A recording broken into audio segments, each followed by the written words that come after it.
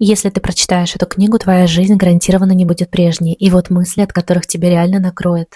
Ты думаешь, что твои проблемы огромные, но ты живешь на точке, которую даже не видно. Земля — это буквально пиксель, и в космосе тебя просто нет. Все войны, обиды, драмы — все это происходит на крошечной точке в пустоте. Мы не центр Вселенной и никогда им не были. Это просто иллюзия, в которую нам удобно верить. И никто не придет нас спасать. Есть только мы и эта планета. Земля — единственное место, где есть жизнь на сегодняшний день. И если мы ее разрушим, переезжать будет некуда вообще. Наше эго — самая большая иллюзия. Все эти «я важен», «я особенный», «я прав» на фоне космоса — это просто ничто. Но есть парадокс. Да, мы ничтожны, но именно поэтому мы должны быть добрее друг к другу, потому что больше нам не на кого рассчитывать. И после этой книги у меня осталась одна мысль. Мы слишком серьезно относимся к себе и слишком мало к тому, что действительно важно. И эта книга называется «Голубая точка».